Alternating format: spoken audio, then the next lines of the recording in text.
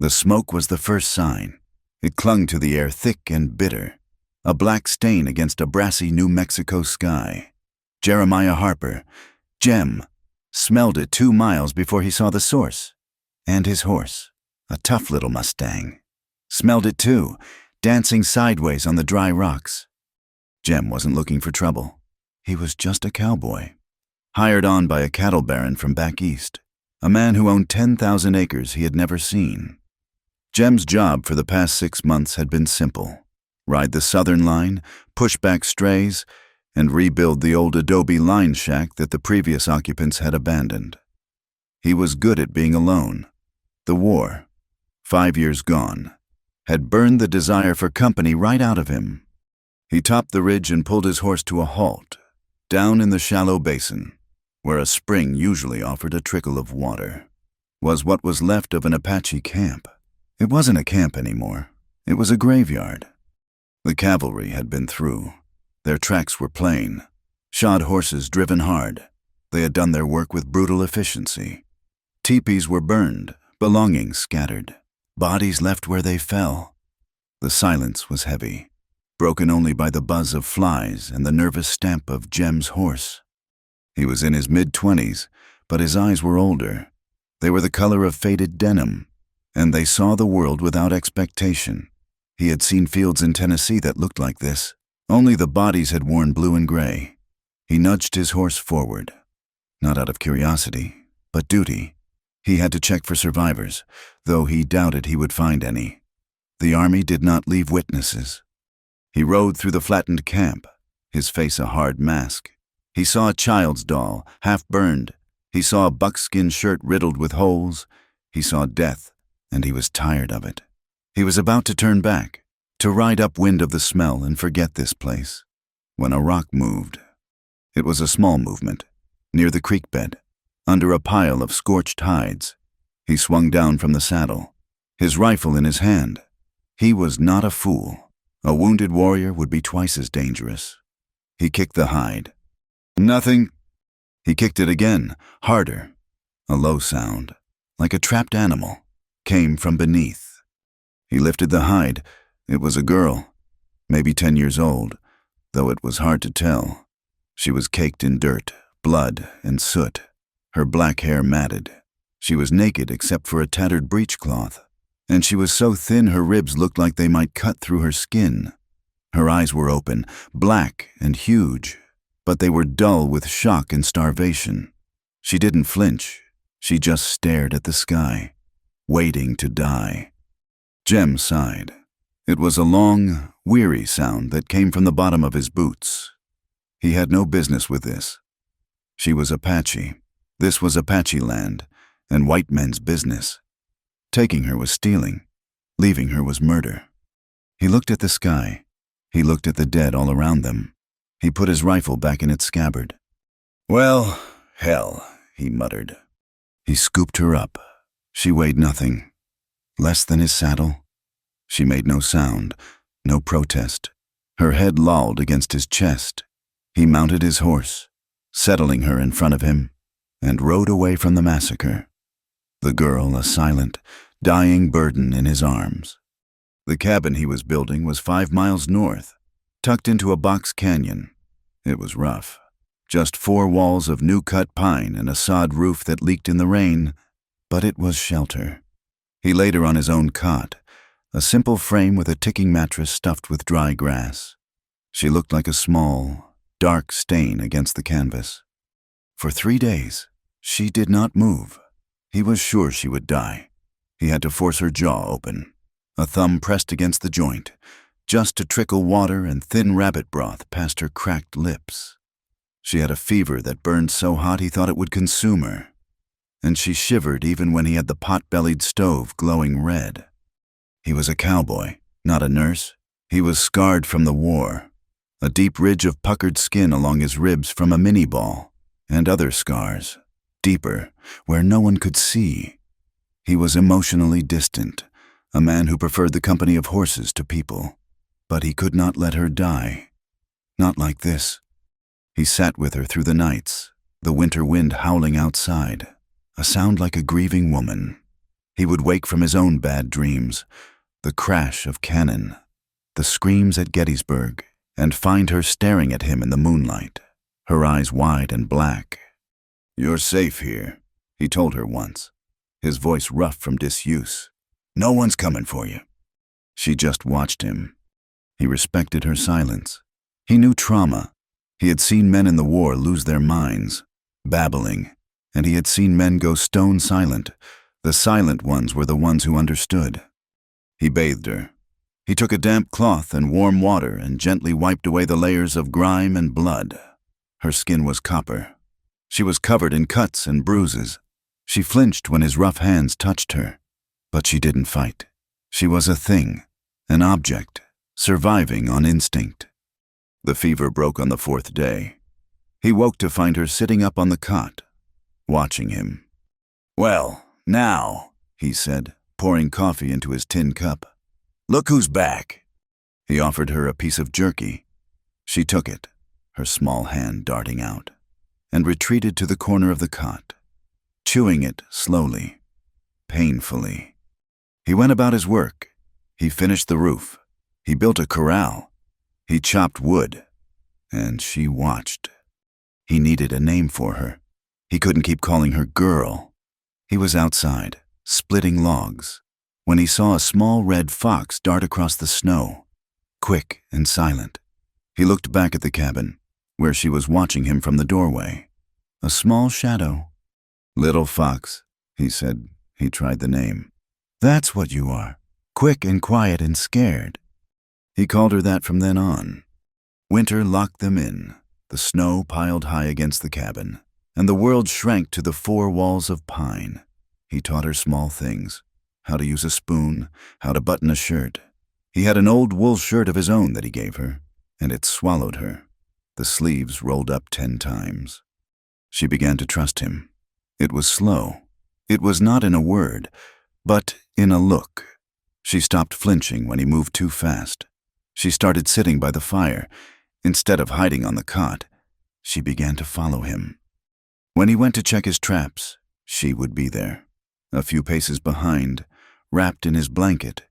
When he mended his saddle, she would sit on the floor, her hands in her lap, watching his fingers work the leather. She was a shadow, a silent companion. He talked to her. He talked at her. He told her about his horse, about the cattle baron, about the ranch he was building. He told her about the war. Simple, hard facts. He never told her about the woman who broke his heart. One night, the wind rattling the door, she spoke. It was not English. It was a soft, flowing sound. Apache. She pointed at the fire and said a word. "Fire," he said, pointing. "Fire." She repeated it. "Fire." Then she pointed at him. "Jem," he said. "My name is Jem." She tried, "Jem." It was a start. She began to speak more, a mix of Apache and the English words he gave her. She learned fast. She was smart, his little fox. She also became attached. She was a 10-year-old girl who had lost everything. He was the man who fed her, kept her warm, and did not hurt her. He was her entire world. He was cleaning his rifle one afternoon, the cabin warm and smelling of pine. She was sitting cross-legged on the floor, sewing up a tear in his canvas jacket with a bone needle and sinew he'd given her. Her stitches were small and perfect. She was still so serious. He had never seen her laugh and barely seen her smile. He felt a strange, paternal ache. "You're getting good at that, little fox," he said. She nodded, not looking up. "Gonna be a fine wife for some brave, someday. Gonna sew all his shirts." She looked up at him, her black eyes unblinking. He felt awkward. He was just making noise. He chuckled, a dry, rusty sound. "You keep looking so serious, you'll scare 'em all off. What are you gonna do when you're grown?" She just stared. He tried to make her smile. It was the only reason. "Tell you what, you grow up. I'll marry you. How about that? We'll stay in this here cabin. I'll buy you a stove." It was a kind lie, a foolish joke. But she smiled, It was not a big smile. It was a small, slow sunrise on her face, a tiny upward pull at the corners of her mouth. It was the first one he had ever seen. It struck him silent. He cleared his throat and went back to oiling his rifle, feeling like he'd just stepped on holy ground. The spring came, and the world thawed. The snow melted, the creek roared, and the world turned from white to brown and green. And with the spring, they came.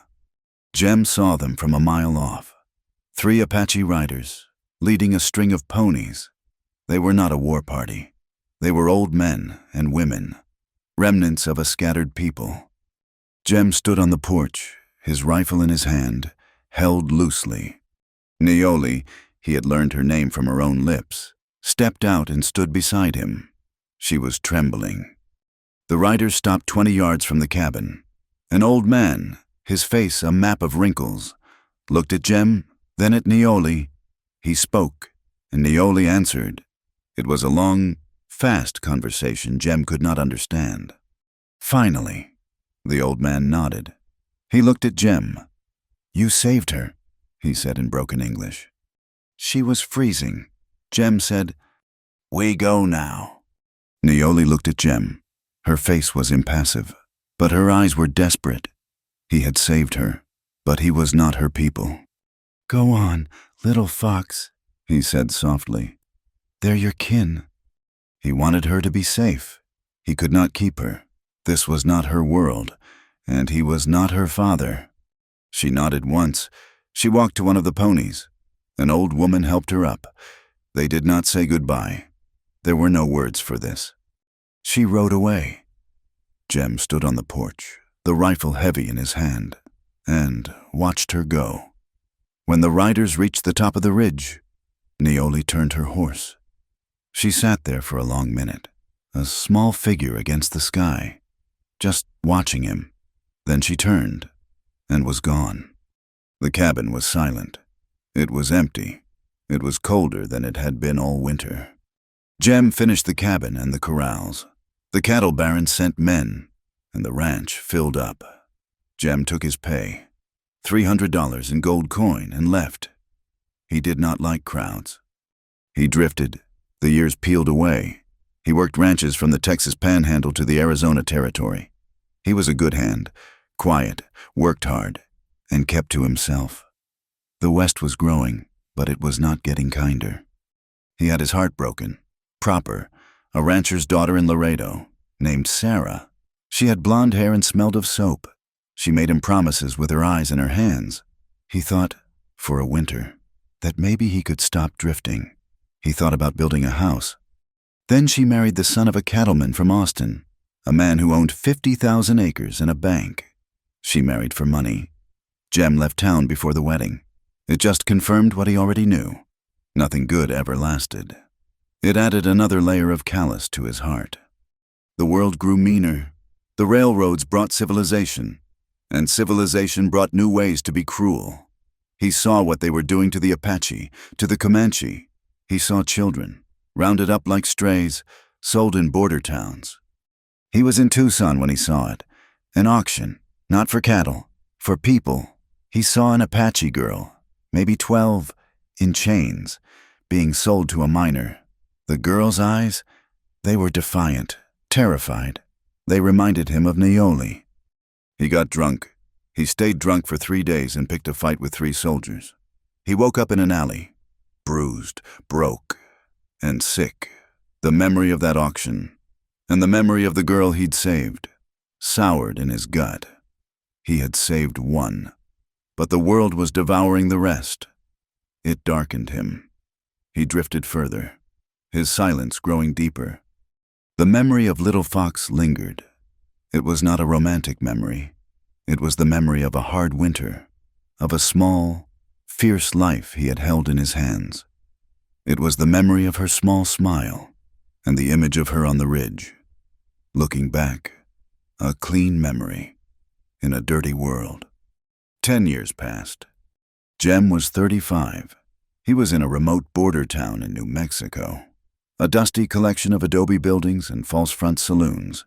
He was just passing through, stocking up on ammunition and coffee. He was in the Gilded Cage, a saloon that was neither gilded nor a cage, just a long room that smelled of stale beer, sweat, and cheap whiskey. He was nursing a glass, his back to the corner, watching the room. He was worn, like an old saddle. His face was sun-baked, his eyes guarded. The bat-wing doors swung open, letting in a rectangle of brutal, white sunlight. A person stood in the opening, a silhouette. The saloon went quiet. A woman stepped inside. She was Apache, but not like the squaws who begged near the fort. She was tall, proud. She wore a mix of hide and white man's cloth, a fine wool blanket over her shoulders, and silver bracelets on her arms. Her black hair was clean, parted in the middle. She moved with a liquid grace, her eyes scanning the room. Men stared. Some leered. Some looked away. She was beautiful, but in a way that made men nervous. She was not afraid. Jem watched her over the rim of his glass. He felt no desire, just a weary curiosity. She was looking for someone. Her eyes swept the room, past the gamblers, past the miners, past the soldiers. Her eyes landed on him, in the dark corner, and she walked straight to his table. Jem tensed. He moved his hand slowly, to rest on his thigh, near the butt of his pistol. This could be trouble, a distraction for a pickpocket, a whore. She stopped in front of him. She was close enough that he could smell the desert on her, the clean scent of sage and dust. She looked at his face, his scars, his worn clothes. "Can I help you, miss?" His voice was a rasp. She looked at him for a long, silent moment. Her eyes were black, and in their depths, he saw something, a flicker. She spoke. Her voice was low, clear, and held the barest trace of an accent. "You promised to marry me." Jem's hand, the one near his pistol, froze. The whiskey in his glass sat untouched. The saloon, which had been buzzing with low conversation, was now so quiet he could hear the sound of a moth batting against a dusty lamp chimney. He stared at her. He looked, really looked, past the strong line of her jaw and the high, proud set of her cheekbones. He looked into her eyes. They were black, bottomless, and held an intensity that burned him, and deep inside them, he saw it, the shadow of a starving, silent girl in a burned-out camp. "Little fox?" His voice was barely a whisper. She nodded once. "I am Naioli." Jem felt the floor drop out from under him. He pushed his chair back, the legs scraping loudly on the wood floor. He stood, but he felt unsteady. This was not the child he remembered. This was a woman. She was 20, he guessed. The angles of her face were soft, but her eyes were hard with experience. She wore a deerskin tunic, simple and practical, but the beadwork on the yoke was intricate, patterns of blue and white.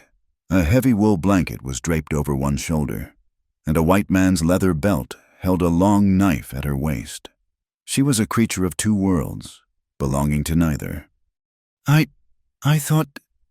He didn't know what he thought. He had assumed she was dead. He had assumed that if she lived, she was a squaw in some distant camp, with a husband and children. He had not, in 10 years, thought of her as this. "You are Jem Harper," she stated. It was not a question. "I am," he said. "You said you would marry me." The words hit him like a fist. The saloon, which had been holding its breath, let it out in a low murmur. A miner in the corner snickered. Jem felt a flush of heat rise up his neck. He grabbed her arm. It was harder than he intended, his fingers gripping her buckskin-clad forearm. "Outside, now!" She did not resist. She walked with him, her head high, as he pulled her through the bat-wing doors and into the blinding, dusty street. He let go of her as if she were hot iron. He spun, putting his back to the saloon, facing her in the alley between the saloon and the land office. "What in God's name are you doing?" he hissed. his voice low and angry. "I came for you," she said, her voice calm. She rubbed her arm where he had grabbed her. "That was a joke, Neoli. A fool thing I said to a child. A child. I was trying to make you smile." "I remember," she said. "You gave me food. You gave me warmth. You gave me the promise." "It wasn't a promise," he said, running his hands through his hair. He was shaking. "It was just words. Kid, it meant nothing." "It meant everything to me," she said. She looked at him, and for the first time her iron gaze softened. "My people, they did not want me. I came back to them, from the mission school." "Mission school?" "The old woman who took me from you, she died. The others, they were taken by soldiers. I was sent to a school. They cut my hair. They taught me English. They taught me their God." Jem looked at her, seeing the layers of her life that he had never imagined. "When I was old enough," she continued, "I went back to my people. The ones who were left, I found them. But I was not Apache anymore. I spoke English. I could not be a wife to the man they chose. He was cruel. I refused." "So they let you go?" "They exiled me." Her voice was flat, stating a fact. "A woman who will not obey is no one. So I am free. I have been free for a year. I have been looking for you." Jem stared at her. "How did you find me?" "Men like you leave a trail," she said. "A man who works hard, keeps quiet, and drifts south. I asked at ranches. I asked at forts. I came here." "With what?" he demanded, looking around. "Where are your people? Your things?" She pointed to a lean-bodied horse, an Apache pony, tied to the rail down the street. It had a simple rope hackamore and a blanket on its back. "I have my horse.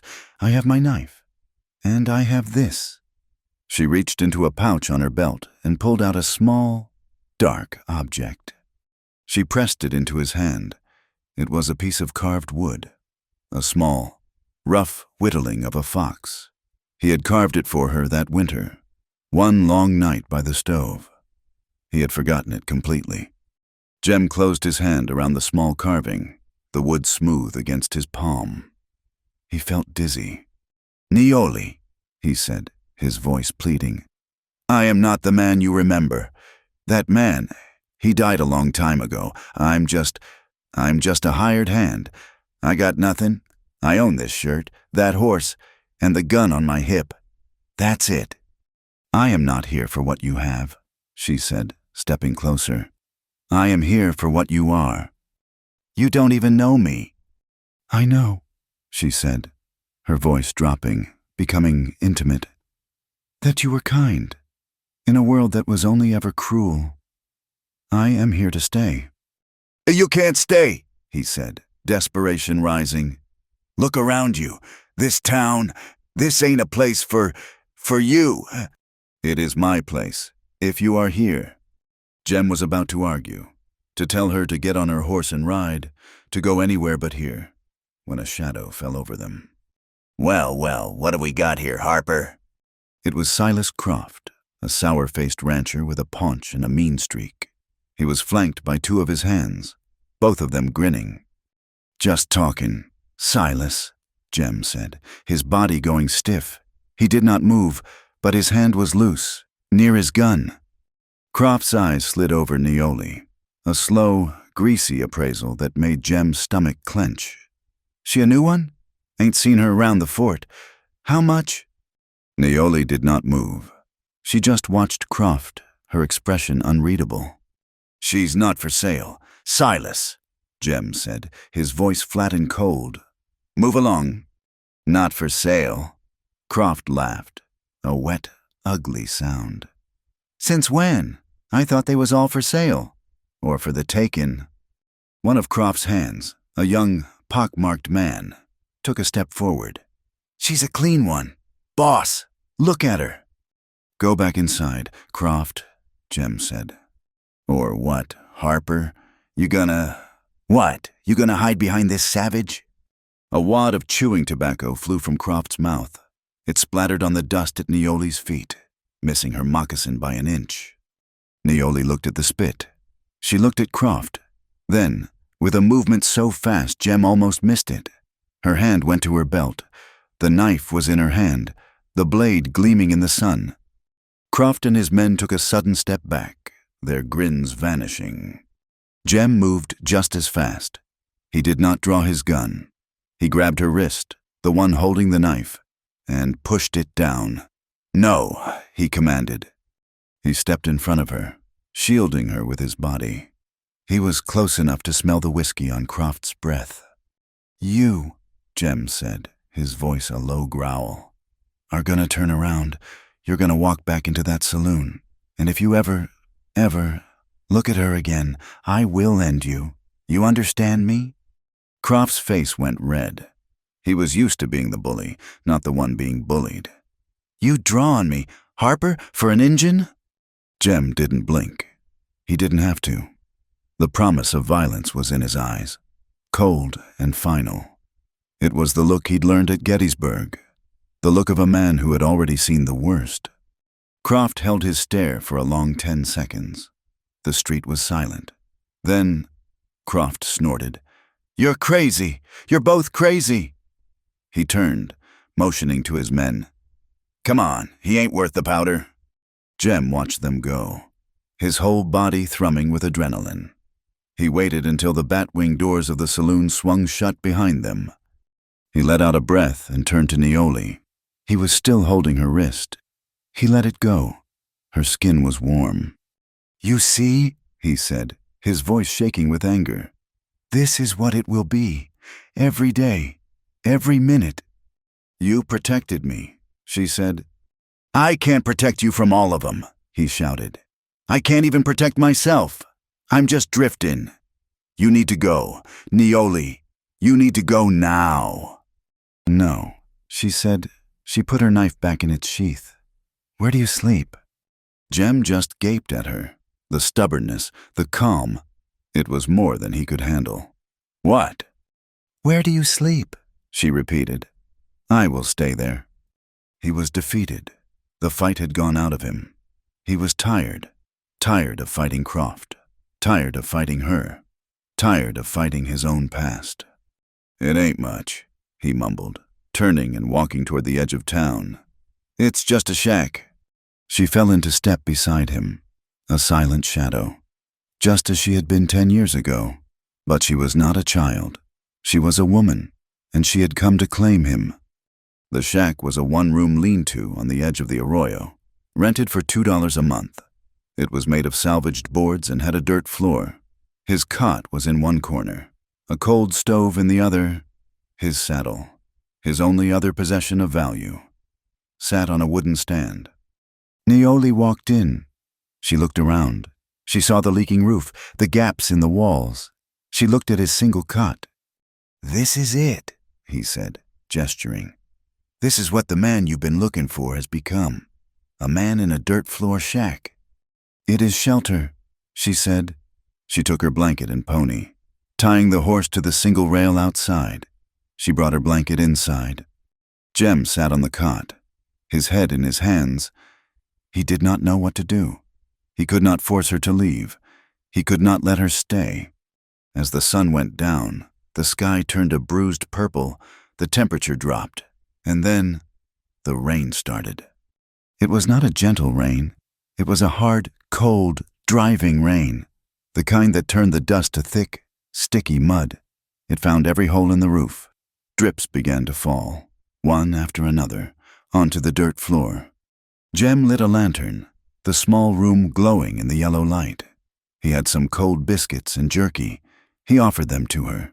They ate in silence, the only sound the drumming of the rain on the tin patches of the roof.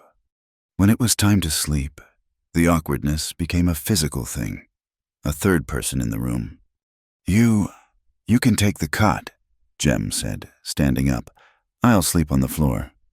"The floor is mud," she said, pointing to the puddles already forming. "I don't care. I ain't—" He couldn't say it. "You take the cot."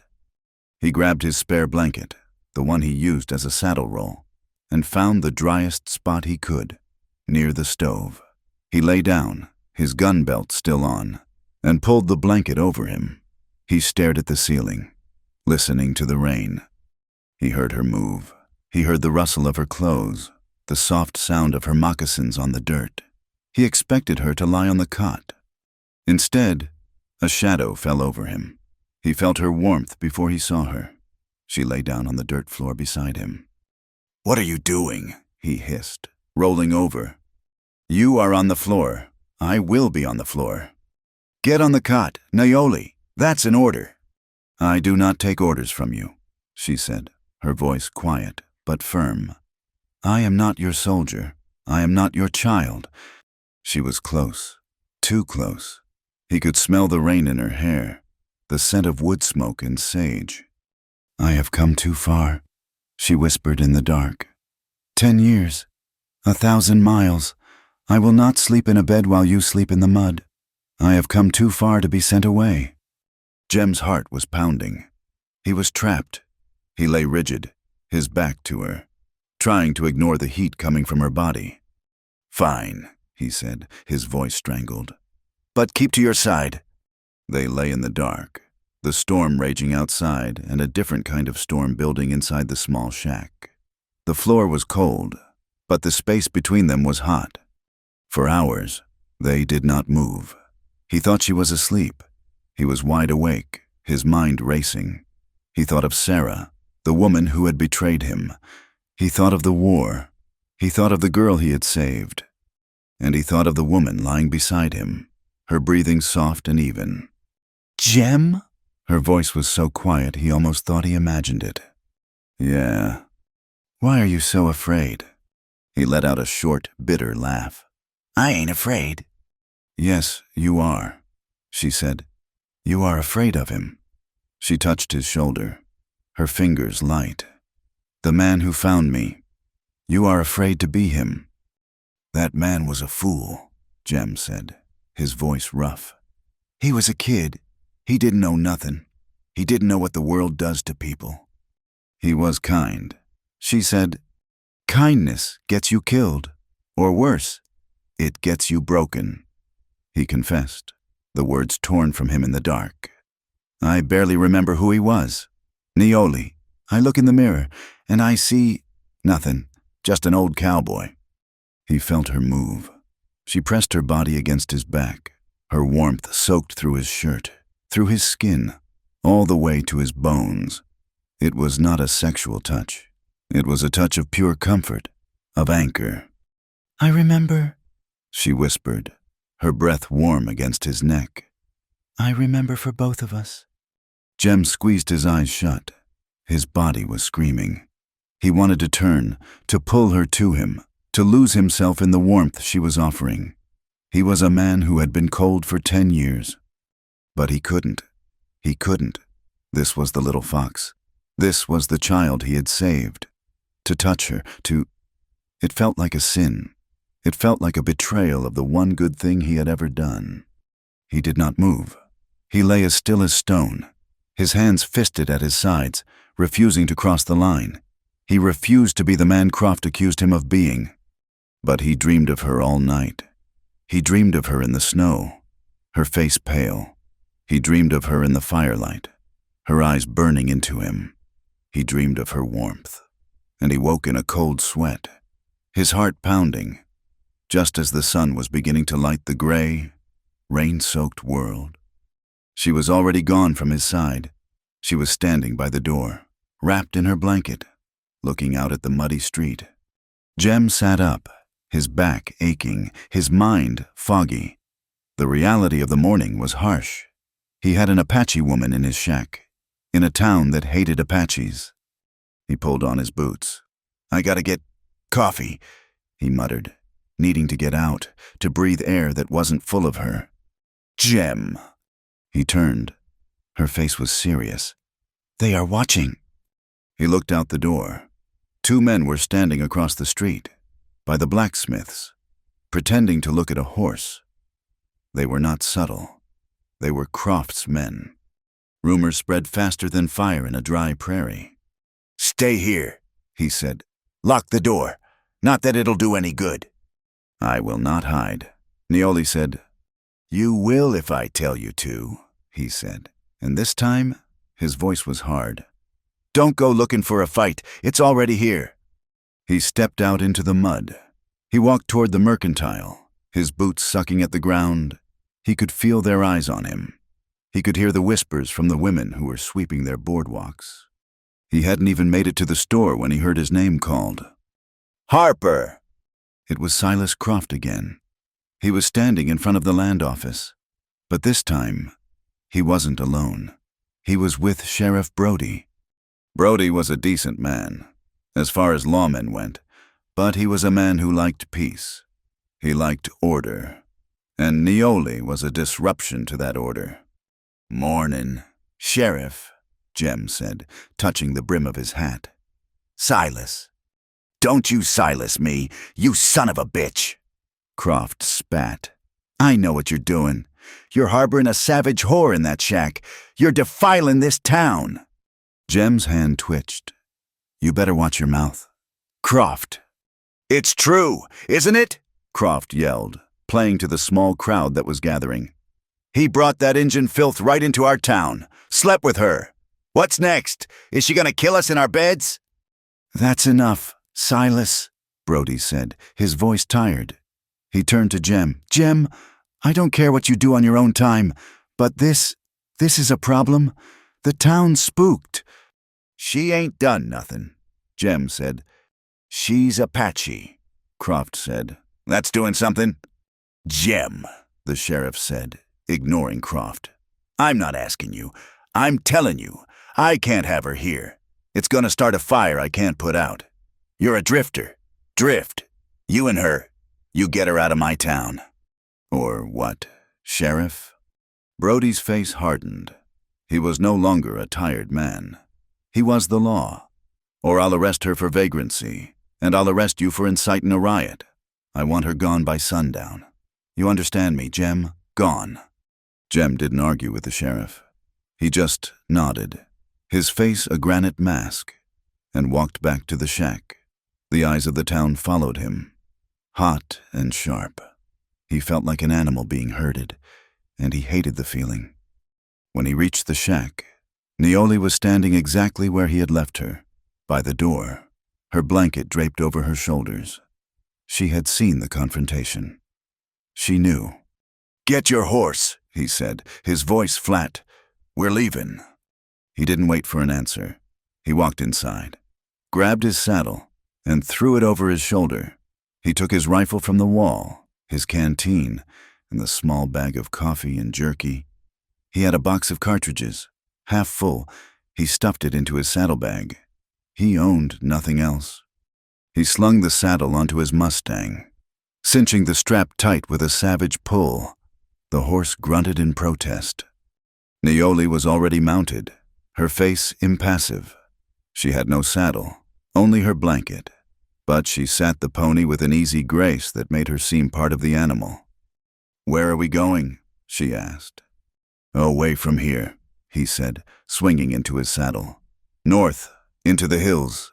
It's rough country. They won't follow, not for long. He kicked his horse into a trot, heading straight out of the arroyo, bypassing the town proper. He didn't look back. He didn't need to. He could feel the hatred of the townspeople, a physical weight against his back. Neoli rode beside him. She did not speak. She just rode, her eyes fixed on the horizon, as if leaving the first town that had openly threatened her was nothing more than a chore. They rode into old territory, a place the maps called empty. It was rugged, dry, and unforgiving. The land rose into broken mesas and deep, shadowed canyons. It was rattlesnake country, a place of scorched rock, twisted juniper, and the bones of things that had failed to survive. They passed abandoned mines, their timbers rotting, black mouths gaping at the sky. They passed the ruins of old settlements, adobe walls melting back into the earth, the lonely graves of prospectors and pioneers who had tried to tame this land and lost. Jem pushed them hard. He wanted to put miles and elevation between them and the sheriff's deadline. He knew this land. He had ridden it years ago, working for a land baron named Elias Thorne. Thorne had claimed all this country, though he'd never set foot on half of it. He was a man who collected acres the way other men collected coins, and he was as ruthless as the land itself. Jem knew of a place, a high canyon, where an old prospector had built a cabin. It was madness to build so high, but the old man had been chasing a seam of silver, and lunacy made a man ambitious. The cabin, if it still stood, would be shelter. They reached it just as the sky was turning a deep, angry purple. The cabin was still there, tucked against a sheer cliff face, almost invisible. It was solid, built of thick pine logs, chinked with mud. The old prospector had built it to last. Jem swung down, his legs stiff. "We'll stay here." The cabin was small. One room. It was musty, smelling of dust, pack rats, and old smoke. But the stove was intact. A small pot-bellied iron stove with a rusty pipe. A broken table and a single chair lay in the corner. Against the far wall was a raised wooden bunk, and thrown over it, as if the prospector had just stepped out, was a heavy, mangled bearskin rug. Naoli slid from her horse and began to unsaddle it, her movements economical and sure. Jem took care of his mustang, rubbing both animals down, huddling them in the lee of the cabin, protected from the wind. The wind. It had been rising all afternoon. Now, it was starting to howl. It was a high, thin sound, a scream that promised weather. "Get inside," he said, grabbing his saddlebags. She followed him in, carrying her own meager roll. Jem shut the heavy plank door and dropped the bar. The sound of the wind was instantly muffled, but it pressed against the small cabin, testing the walls. Jem lit his lantern. The small room flickered to life. It was a bleak, empty space, but it was out of the wind. "I'll check the stovepipe," he said, needing to do something. "See if you can find any wood left by the old man." She found a stack of dry juniper in a box under the bunk. He cleared the stovepipe of a rat's nest and, within minutes, had a small, crackling fire going. The iron stove ticked as it heated, and the scent of burning juniper filled the cabin. It was a clean, sharp smell. "It's cold," Naoli said, rubbing her hands together. "It's gonna get colder," Jem said, looking at the cracks in the door. "That wind, it's got snow in it." He was right. By morning, they were trapped. A blizzard had descended from the high peaks, a screaming white wall of snow and ice. When Jem forced the door open, he was met with a solid drift that had piled higher than his waist. The world outside was gone, erased by a chaos of white. The wind was so loud it was a physical pain. He swore, shoving the door shut with his shoulder. "We ain't going anywhere, not for days." He turned to look at her. She was standing by the stove, her face pale in the lantern light. She looked small, and for the first time, he thought he saw a flicker of fear in her eyes. "We have food?" she asked. "Some," he said. "Jerky, coffee, half a bag of flour. Not much. We'll have to ration." The days blurred. The blizzard did not stop. It raged, a relentless, shrieking assault. The world shrank to the four walls of the cabin. The temperature inside dropped until their breath plumed in the air. Even with the stove burning, they huddled near it, feeding it sticks of wood, guarding the small flame as if it were life itself. And the tensions rose. They were two strangers, trapped in a box. Every silence, every movement, was magnified. Jem, used to his solitude, felt caged. He paced the small floor, from the door to the stove, 3 steps one way, 3 steps back. Naoli sat on the bearskin rug, her back against the bunk. She would watch him, her black eyes following him, until he felt like his skin was crawling. "Stop staring at me," he snapped on the second day. "You are afraid of the storm?" she asked, her voice calm. "I ain't afraid of the storm," he growled. "I'm afraid of running out of wood." He gestured to the dwindling pile. Then I will cook, she said, standing up. She took the last of his flour, mixed it with snow water and a pinch of salt, and made a thin, gummy dough. She tried to fry it in his small pan, but the stove was too hot in one spot and cold in another. She produced a piece of flatbread that was burned black on the outside and raw paste on the inside. She offered it to him, her face serious. Jem took it. He bit into it. It was terrible. He chewed, swallowed with effort, and looked at her. A slow smile touched his lips. "You trying to poison me, little fox?" She bristled. "It is food." "It's glue," he said. He took another bite, wincing. "The mission school. They didn't teach you to cook, did they?" "They taught me to pray," she said, her eyes flashing.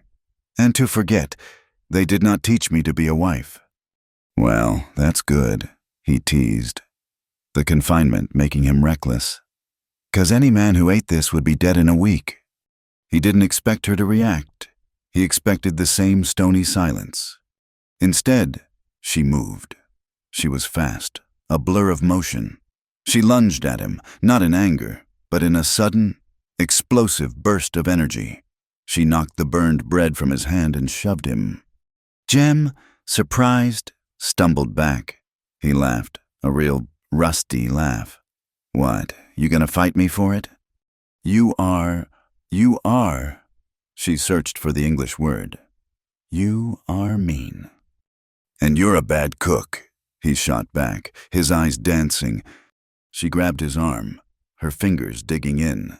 "Take it back." "Never," he said. She pulled. He resisted. It became a wrestling match. Right there, in the tiny cabin, in the middle of a blizzard, on the dusty, mangy bearskin rug. It started as play. He was stronger, but she was faster, and she moved with a slippery, animal grace. She twisted, trying to get him off balance. He grabbed her, and they tumbled onto the rug. A tangle of limbs. He was laughing, the sound strange and loud in the small room. He hadn't laughed like that in years. He felt a crackle of life, a warmth that had nothing to do with the stove. He pinned her, his hands on her shoulders, his body heavy on hers. "Give up," he panted, smiling down at her. And then the play stopped. The smile on his face died. Her laughter was gone. Her chest was heaving under his. Her black hair fanned out on the dark fur of the rug. Her face was inches from his. He could see the small flecks of gold in her dark eyes. Her lips were parted, her breath coming in quick, warm puffs against his chin. The air went thick. The sound of the wind outside faded. All he could hear was the frantic beat of his own heart and the sound of her breathing. His hands were rough on her shoulders. Her eyes were wild, staring up at him, not with fear, with something else, something that made his blood turn to fire. He was on top of her. He was a man, and she was a woman. The child he remembered was gone. This woman, on her back, looking up at him with a raw, unfiltered hunger. This was Naoli. His lips were almost touching hers. He could feel the heat radiating from her body. He could smell her, a scent of wood smoke, pine, and something uniquely female. "Jem," she whispered, her voice husky. He flinched, as if waking from a dream. "You are the only man," she said, her voice shaking but her gaze steady, "I have ever wanted." It was a confession. It was an invitation. It broke the spell. He pulled back. He scrambled off her as if he'd been burned. He stood up, his back to her, breathing hard. He was trembling. "Don't," he said, his voice a choked rasp. "Don't what?" she asked, her voice quiet. He heard her sit up on the rug. "Don't say that. Don't look at me like that." He ran his hand over his face. "This is wrong. Naoli." "Why?" He spun around. "Why? Because I'm 35 years old, and you're a kid who got a fool notion in her head, because I'm a broken-down cowboy with nothing but trouble on my heels. Because half the world wants to see you dead, and the other half wants to use you, and I—" "And you?" she asked, standing up. She was not afraid. She walked toward him, her hands clenched at her sides. "And I don't know what I'm doing," he yelled, the words torn from him. "I'm just trying to keep you alive." "You are not," she said, stopping in front of him. "You are trying to keep yourself safe." "Safe from what? From me? From this?" She gestured to the space between them. "From feeling." Jem's anger, his confusion, his fear, it all swirled inside him. He backed away until his back hit the cold cabin wall. "I'm afraid," he admitted, the words tasting like ash.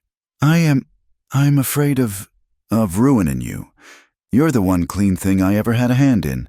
Neoli, I don't want to dirty you." "Dirty me?" she asked, her voice low and dangerous. "I have been in a mission school where they beat me for speaking my own tongue.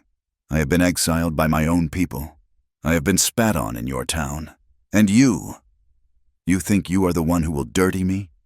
She laughed, a short, bitter sound. "You are just a man, Jem." "I'm afraid of what people will say," he whispered, confessing his deepest shame. "I'm afraid of them calling you what Croft called you, and calling me the man who took in a child and waited." Her face softened. "I am not a child. I have not been a child for a long time. Do you see a child?" "No," he said, his voice breaking. "I see a woman, and it's killing me." "You are afraid," she said, "of losing control. You have held yourself so tight for so long, you are afraid you will break." "I will," he said. "I will break." She stepped into his space. She was so close. He could feel the warmth of her body again. She was not trembling. He was. She raised her hand, not fast, but slow. She laid her palm flat against his chest, over his heart. He could feel her hand, warm and strong, through his shirt. His heart hammered against her palm. "It is all right, Jem," she whispered. "Let go." And then she kissed him. It was not a child's kiss. It was not the desperate, hungry kiss he had imagined. It was gentle. It was slow. Her lips were soft, hesitant, and warm. It was a kiss of question, of offering. Jem stood frozen, his back against the wall, his hands fisted at his sides. He was at war with himself. His mind screamed, "No, this is wrong. She's the little fox." But his body, his heart, the cold, lonely part of him, it screamed yes. He let out a sound, a groan of surrender. His hands came up, his fingers burying in her thick, black hair. He tilted her head back, and he kissed her. This time it was not gentle. It was heated. It was a decade of loneliness, of loss, of drifting. It was the howl of the blizzard outside. It was the raw, aching need of a man who had forgotten what it felt like to be touched, to be wanted. He kissed her like he was starving. He kissed her until they were both breathless. He broke the kiss, his forehead pressed against hers. They were both shaking. "Neoli," he breathed. "I am here," she said. He picked her up. She was light in his arms, but she was not a child. He carried her the 2 steps to the bunk, to the bearskin rug. He laid her down, the fire from the stove casting flickering, golden light over her face. He did not take her. He did not rush. They made love in the firelight, surrounded by the sound of the storm. It was intense, and it was hesitant. He was rough, and he was gentle. He was terrified of hurting her, but she was brave. She was not a passive thing. She met his touch, his kiss, his body, with a fierce, possessive strength of her own. She guided his hands. She whispered his name. She claimed him just as he was claiming her. He trembled, a deep, shuddering tremor that racked his whole body, as he finally let go. He was undone, ashamed of how much he needed her, of how completely she had broken through the walls he had spent 10 years building. After They lay tangled in the bearskin rug, the fire in the stove burning low. The cabin was quiet, the storm outside seeming to hold its breath. Jem held her, his arm heavy across her waist, her back pressed to his chest. He was afraid to speak. He was afraid he had broken something beautiful. He felt a tremor run through her. He felt a tear. It landed hot on his arm. She was crying. He rolled her over, his heart seizing. "Did I hurt you? Neoli, I'm sorry, She put her fingers to his lips, silencing him. Her eyes were bright with tears, but she was not sad. "No," she whispered, her voice thick. "No." She cried silently, her body shaking in his arms. "Then what is it?" he asked, his voice raw. She took a deep, shuddering breath. "I waited," she whispered, the words a secret in the dark. "I waited 10 years. For this. For you." Jem's heart broke. He didn't know what to say. He didn't have the words to tell her what she meant. He didn't have the words to explain the darkness in him, or the light she had just ignited. So he did the only thing he knew how to do. He pulled her close, wrapped his arms around her, and held her. He held her as the fire died, and the cabin grew cold. He held her as the blizzard screamed. He held her all night, a silent promise, a penance, and a prayer. When the morning came, the world was silent. The blizzard had stopped. Jem woke slowly. He was stiff, cold, but he was not alone. Neoli was still asleep in his arms, her face peaceful. For the first time since he'd known her, she looked young, truly at peace. He did not move. He just watched her, his heart full of a feeling so fierce and strange he could not name it. Then he heard it, a sound that did not belong, the crunch of boots in deep snow, the jingle of a harness. Jem was out of the bunk in an instant. Grabbing his rifle, he moved to the small, frosted-over window. Neoli woke, her eyes snapping open, instantly alert. "What is it?" Jem wiped the frost from the glass. His blood ran cold. Outside, in the bright, blinding snow, were 3 men. They were on horseback, their rifles out. They were not from the town. They were bounty men. Hard cases, their faces wrapped in wool scarves. "Stay down," he hissed at Neoli. One of the men, a large man with a thick beard, cupped his hands around his mouth. "Jeremiah Harper," the man's voice boomed, echoing in the silent canyon. "We know you're in there, and we know you got the squaw." Jem sighted his rifle at the man's chest. "Who are you? What do you want?" "We got a warrant for the both of you, from Mr. Thorne." Jem's heart sank. Elias Thorne, the land baron. "I ain't done nothing to Thorne," Jem yelled back.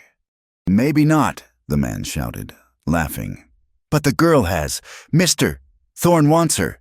He says she's a trespasser, says she's been on sacred white land." "This is Apache land."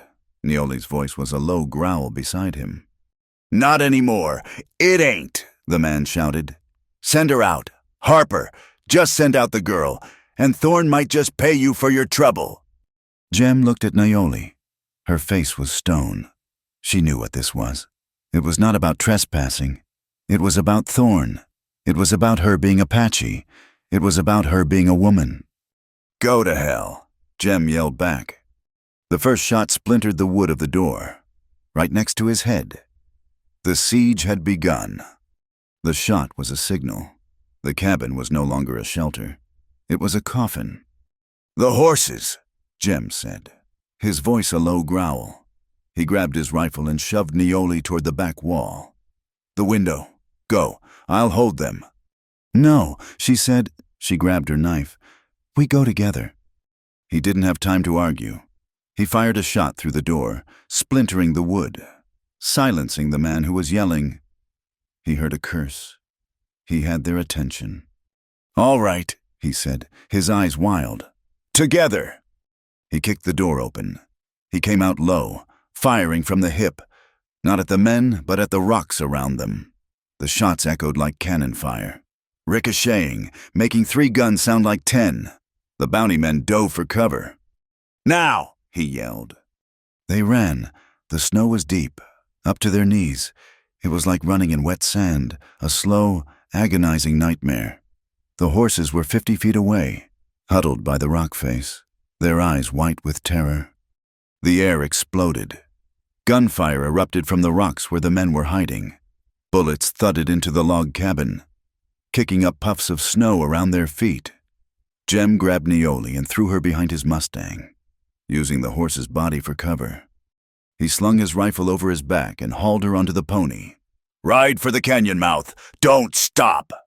He swung into his own saddle, ripped the reins free, and slapped her pony's rump.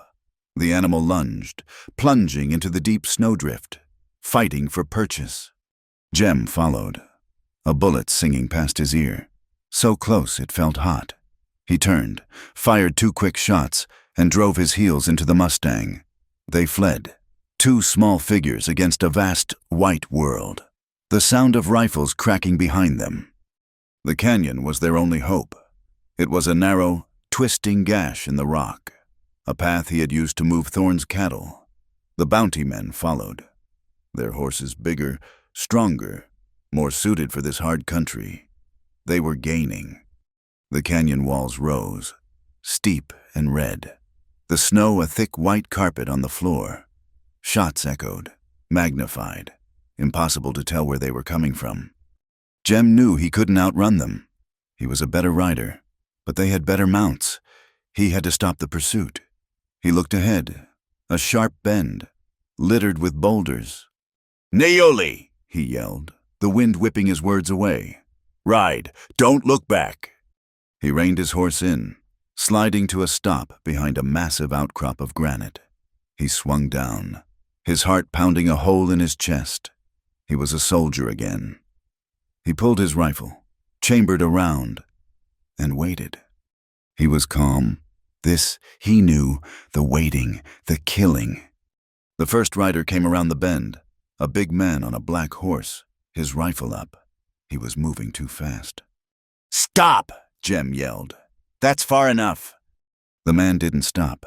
He tried to rein in, his horse rearing, and he brought his rifle to bear. Jem fired. The rifle bucked against his shoulder. The sound was deafening. The man was thrown from the saddle, a dark, sprawling shape against the white snow. He did not move. The other 2 riders pulled up, disappearing behind the bend. "Harper!" a voice screamed, raw with fury. "You're a dead man! You just killed Tom!" Jem didn't answer. He had bought time. He reloaded, his hand steady. He waited. He heard another shot, but it wasn't at him. It was up the canyon. Neoli. A cold, sick dread washed over him, worse than the fear of the battle. He forgot the other 2 men. He scrambled over the rocks, pulling his horse, running. He found her 50 yards up. She was still on her pony, but she was slumped, her left arm clutched to her shoulder, her face pale. "Jem," she breathed, her voice tight with pain. "I'm hit." He saw the blood. It was dark red, a spreading stain on her deerskin tunic. Rage, pure and cold, filled him. He grabbed the rein of her pony. "Hold on," he said, his voice a rasp. He fired 3 times, fast, back toward the bend. He didn't aim. He just fired, using the noise and the echoes to cover their escape. He pulled her horse and his own, forcing them into a run, deeper into the canyon. He knew a game trail, a path no wider than a man's shoulders. That cut up the canyon wall. They scrambled up the path, the horses sliding, fighting for footing on the loose rock. He didn't look back. He didn't stop until the canyon was a thin red line far below them, and the only sound was the wind and Neoli's quiet, pained breathing. He found a small alcove, a shallow cave hidden by a curtain of ancient, dry juniper. He pulled her from the saddle. She was shaking, but her eyes were clear. "Let me see," he said. His voice was rough, but his hands were not. He tore the tunic, ripping the tough, smoked hide. The bullet had grazed her. a raw, deep furrow across the cap of her shoulder. It was bleeding sluggishly. It had gone clean through the muscle. He was shaking. He, who had seen men blown apart, was trembling at the sight of this wound because it was her. It'll heal, he said, his voice thick. He took his canteen and his neckerchief. He poured precious water onto the cloth. This will sting. He cleaned the wound, she hissed, a sharp intake of breath, but she did not pull away. She just watched his face. His hands were tender, clumsy with a desperate need to be gentle. He cleaned the blood, his touch reverent on her skin. He looked at the angry, raw flesh, and he felt a profound, burning failure. "I'm sorry," he whispered. "I got you into this, I'm sorry." "No," she said. Her good hand came up, her fingers touching his jaw, which was stubbled and tight. "You did not. I came to you. We are in this, together." He leaned into her touch, closing his eyes for just a second. He took a strip of clean cloth from his saddlebag and bandaged her shoulder, his movements slow and careful. When he was done, his hands lingered. He was afraid to let her go. They had to get out of the snow. He led them down the far side of the mesa, following a trail that was more memory than path. By nightfall, the snow was a white cap far above them, and the air was cold, but dry. He found the place he remembered, a small oasis in the high desert, a place of magic, a hidden spring, bubbling up from the earth, pooled in a small basin surrounded by cottonwoods. The water steamed in the cold night air. "We'll rest here," he said, his voice hoarse. The horses drank from the creek that ran off the pool, their thirst deep. Jem and Neoli were caked in grime, sweat, and her dried blood. "The water," she said, her voice quiet. "It is warm." "It'll clean the wound," he said. "It's good water." He turned his back, giving her privacy. He heard the rustle of her clothing, the soft sound of her moccasins on the stones, then a sharp, quiet gasp as she stepped into the pool. "Jem." He turned. She was standing in the center of the pool, the water up to her waist. The moonlight hit the water, turning her skin to silver. Her black hair was loose, hanging heavy and wet. The white bandage on her shoulder was a stark, ugly slash against her perfect skin. "The bandage," she said, her voice not quite steady. "It is wet. I cannot dress it again myself." He knew what she was asking. He knew it was an invitation, and he knew it was a practical need, and he knew he could not refuse. He dropped his gun belt in the dirt.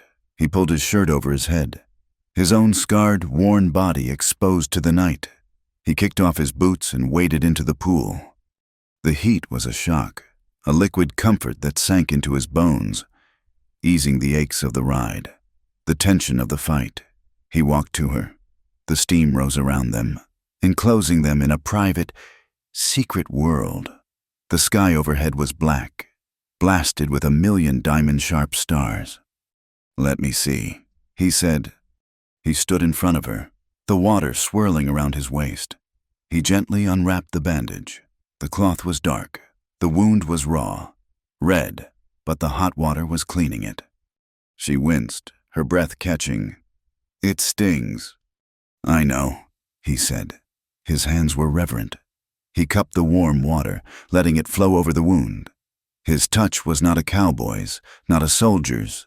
It was the touch of a man holding something precious. When it was clean, his hands did not leave. They rested on her wet shoulders, his thumbs stroking the skin of her collarbone. He looked at her, her face, her eyes, her mouth. He could feel the heat of her body, separate from the heat of the water. A passion, different from the desperate, frantic coupling in the cabin, bloomed in the air. This was slow. This was deep. This was a place of healing. He did not kiss her. He pulled her to him. His arm slid around her waist, his other hand at the back of her neck. He pulled her close, her body fitting against his, her good shoulder pressed against his chest. He held her, his chin resting on the top of her head, breathing in the scent of her wet hair, the clean, mineral smell of the spring. They stood like that for a long time, just holding each other. The silence of the desert was complete. "This is a good place," she whispered against his chest. "Aye," he said, his voice thick. "It is." They sat on the bank, wrapped in their wool blankets, the fire a small, safe circle of light. The steam from their bodies rose in the cold air. Jem stared into the flames, the confession he needed to make a heavy weight in his gut. "Neoli," he began, his voice low. She waited, her face calm in the firelight. "What we did," he said, the words hard to find. "Back in the cabin, and this, how I feel." He shook his head, frustrated. "I feel guilt." He looked at her, his eyes tortured in the flickering light. "When I look at you, I see you, the woman, strong, brave, but I still see her, too, the girl, the little fox, the one I fed broth to, the one I made that damn fool promise to." He dragged a hand over his face. "I don't know if what I feel is sin, or if it's love. I don't know if I'm your protector, or something worse, something like Croft, just in a different way." He had given voice to the darkest thing in him. He waited for her judgment. She was silent for a long moment, watching the fire. Then she turned to him. She reached out and took his hand. Her palm was small, but strong, her grip firm on his scarred knuckles. "That girl," she said, her voice clear and hard as the desert rock. "She is gone. You saved her. You fed her. You gave her a promise. And that promise, it was a seed." She met his eyes, and the fire was in hers, too. "She held that seed in the mission school, when they beat me for speaking my own tongue. I held it. When my people exiled me, I held it. It was the one thing they could not take." She squeezed his hand. "That girl is not here. Jem, I am here. I am the woman that girl became. I did not grow up to be a mission squaw. I did not grow up to be a wife to a man I did not know. I grew up to find you. I grew up to choose you." She leaned closer, her eyes intense. "There is no sin here. There is only choice, and I chose you." He looked at her, at the woman, at the strength, at the fire. The guilt did not vanish, but it settled. It found its place. He saw her. He saw Neoli. He brought her hand to his lips and kissed her knuckles. The next morning, his resolve was as hard as the rising sun. "We'll head north," he said, kicking dirt on the fire. "Wyoming territory. I know a place in the high country. People leave you be." "Good," she said, packing their meager supplies, her movements stiff from her shoulder. "But first," he said. She stopped. She turned to him, her eyes questioning. "First," he said, his jaw tight. "I'm going back." "Back?" she said, her voice sharp. "To the town? Jem, no! You killed a man! They will hang you!" "A bounty man. Hunting us. It ain't the same. But that's not it. It's Thorne. Elias Thorne.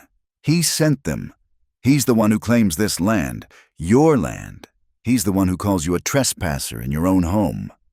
It is not your fight, Jem." "He made it my fight," Jem said, his voice a low growl. "He made it my fight when he sent those men. He made it my fight when they put a bullet in you." He gently touched her bandaged shoulder. "I'm not running from him. I won't have him. Or that pig Croft, hunting us for the rest of our lives. I'm going to face him. He is a rich man. He has the law. He will not listen. I'll make him listen."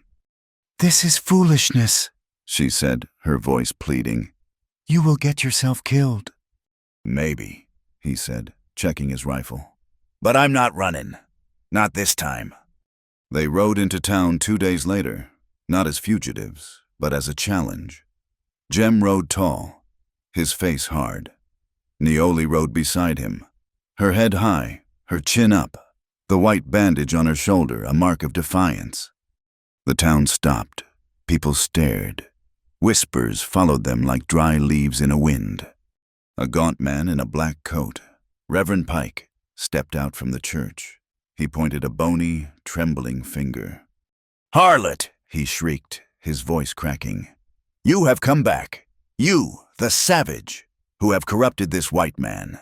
You are Jezebel, a stain on this decent—" Neoli reined in her pony. She looked down at the man, who was now working himself into a lather, his face red, his eyes wild. Jem put a hand on his gun. "Neoli, let's go." She ignored Jem. She looked at the preacher, her face a calm, cold mask. Then she leaned over the side of her pony and spat. The wad landed in the dust, inches from the preacher's boots. The Reverend stopped, his mouth open in mid-rant, his face turning a shade of purple. Neoli just stared at him for a long, cold second. Then she nudged her pony and rode on. Jem, for the first time in days, almost smiled. They stopped in front of the land office. Elias Thorne was there. On the boardwalk, a fat cigar in his mouth. Silas Croft was beside him. "Well, I'll be damned." Thorne boomed, laughing. "Harper, I knew you was a fool, but I didn't think you was this big a fool. I heard my men found you." "Your men found trouble," Jem said, swinging down from his horse. He walked straight up to the boardwalk, stopping in front of Thorne. Neoli was right behind him. "I'm here to demand justice," Jem said, his voice loud, carrying to the crowd that was gathering. "You sent men to kill us. You claim this land." Thorne laughed, a rich, oily sound. "I own this land. Boy, I got the paper from Santa Fe. It's mine." "This land was never yours to own," Neoli said, her voice clear and sharp. "It is Apache land." Thorne's smile vanished. He turned his small, piggish eyes on her. "It's what? It's a trespasser, an Injun whore, a piece of—" He turned and slapped her. It was not a small slap. It was a full, open-handed, brutal blow. The crack echoed in the street. It snapped Neoli's head to the side, breaking the skin on her cheek. The world went silent. Jem did not draw his gun. This was not for a gun. This was for his hands. He moved, his body coiling and uncoiling like a whip. He hit Elias Thorne with a right hook that started at his boot heels. The punch lifted the 250-pound man off his feet and sent him crashing backward off the boardwalk. Jem was on him before he hit the ground. He was not a cowboy. He was not a drifter. He was a veteran of Gettysburg. And all the rage, all the loss, all the shame came out. He hit Thorne again, and again. He was silent, methodical, brutal. He beat the man for the slap, for the bounty men, for the bullet in Neoli's shoulder, for the girl in the snow 10 years ago. The crowd watched, stunned into silence. Silas Croft, the bully, just stared, his face a mask of white terror. Jem grabbed Thorne by his expensive lapels, hauling his bloody, broken face up from the mud. He was pulling his fist back for another blow when he felt the cold, round press of a rifle barrel against the back of his neck. "That's enough, Jem," Sheriff Brody said, his voice sick. That's quite enough. You're under arrest."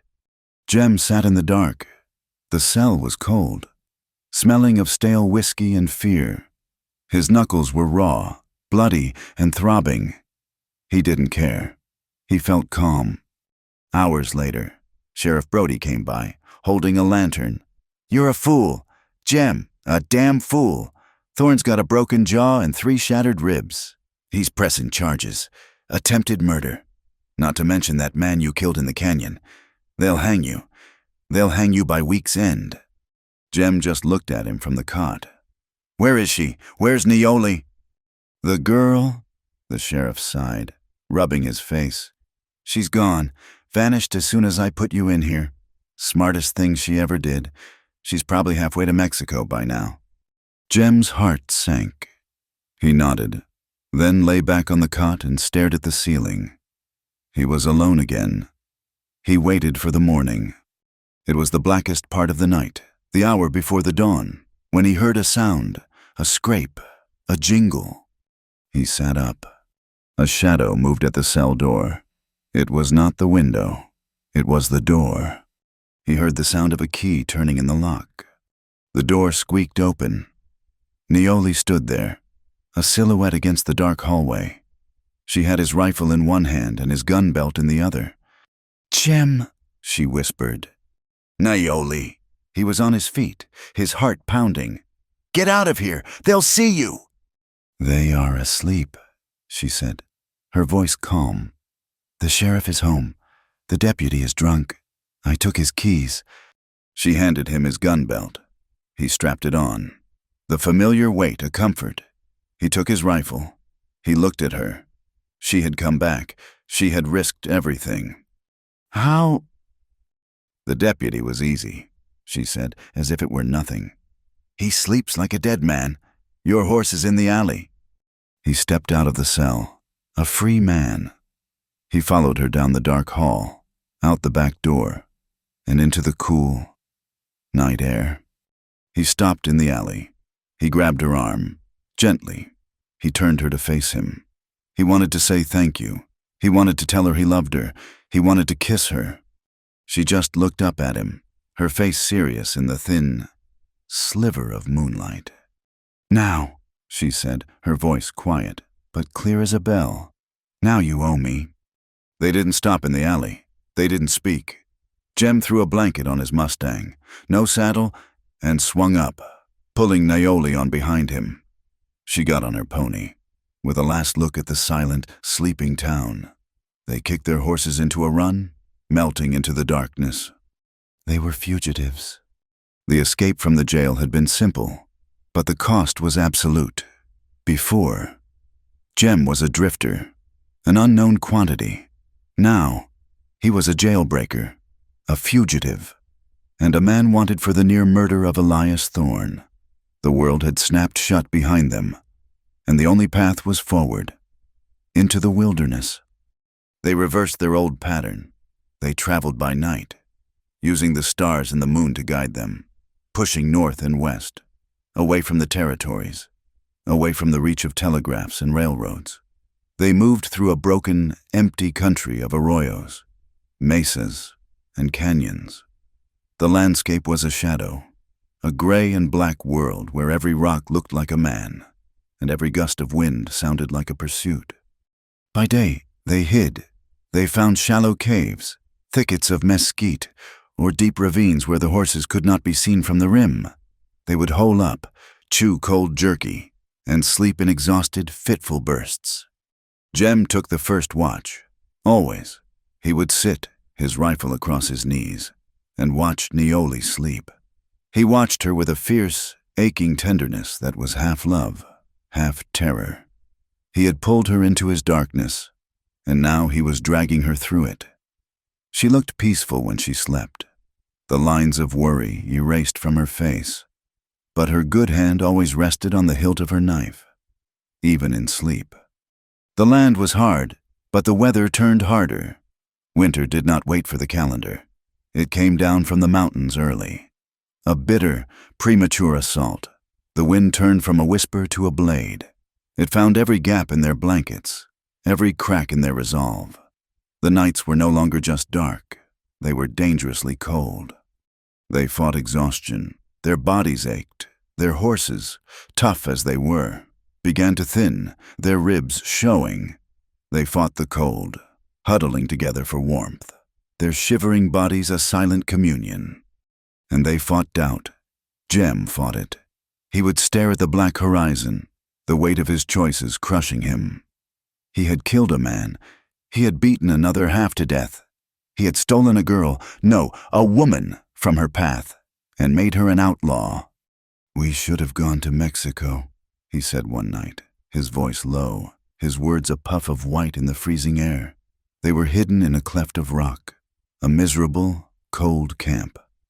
Nioli was pressed against his back, her arms around his waist, sharing her warmth. "Mexico is south," she whispered. "The Baron is south." The town is south. There is nothing south for us. There's hanging north, too, he said. Then we will go north, she said, as if it were simple. He didn't understand her. She was not afraid. She seemed content.